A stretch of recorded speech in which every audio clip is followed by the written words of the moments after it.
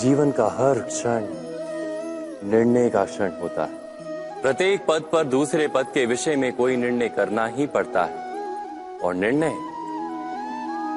निर्णय अपना प्रभाव छोड़ जाता है।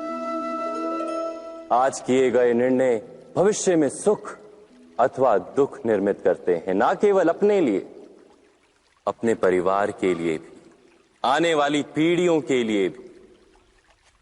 जब कोई दुविधा सामने आती है तो मन व्याकुल हो जाता है, अनिश्चय से भर जाता है। निर्णय का वो क्षण युद्ध बन जाता है और मन बन जाता है युद्ध भूमि। अधिकतर निर्णय हम दुविधा का उपाय करने के लिए नहीं, केवल मन को शांत करने के लिए लेते हैं। पर क्या कोई दौड़ते हुए भोजन कर सकता है? नहीं। तो क्या युद्ध से जूझता हुआ मन कोई योग्य निर्णय ले पाएगा? वास्तव में शांत मन से जब कोई निर्णय करता है तो अपने लिए सुखद भविष्य बनाता है, किंतु अपने मन को शांत करने के लिए जब कोई निर्णय करता है तो वो व्यक्ति भविष्य में अपने लिए कांटों भरा वृक्ष लगाता है। स्वयं विचार कीजिएगा।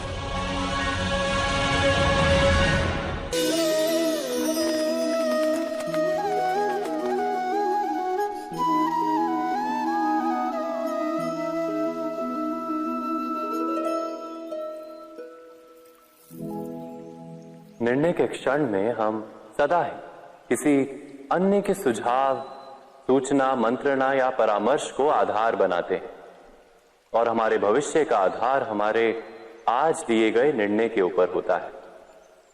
तो क्या हमारा भविष्य किसी अन्य के परामर्श, किसी अन्य के सुझाव का फल है?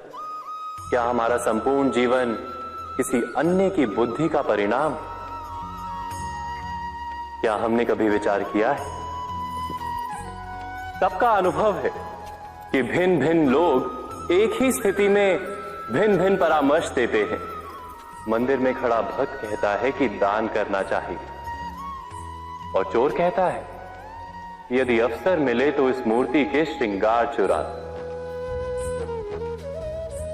धर्म से भरा हृदय धर्ममय सुझाव देता है और अधर्म से भरा हृदय अधर्म का परामर्श देता है।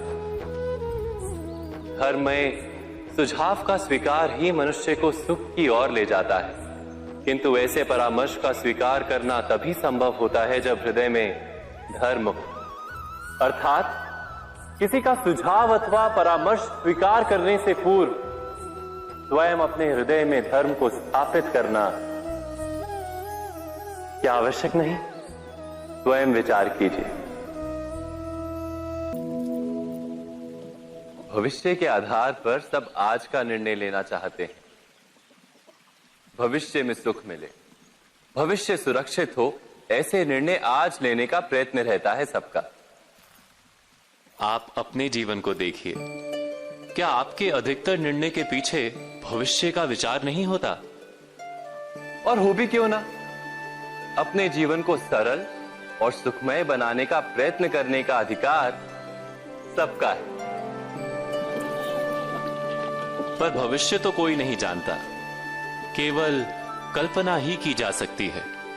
तो जीवन के सारे महत्वपूर्ण निर्णय कल्पनाओं के आधार पर ही करते हैं हम। क्या निर्णय करने का कोई तीसरा मार्ग हो सकता है? विचार कीजिए।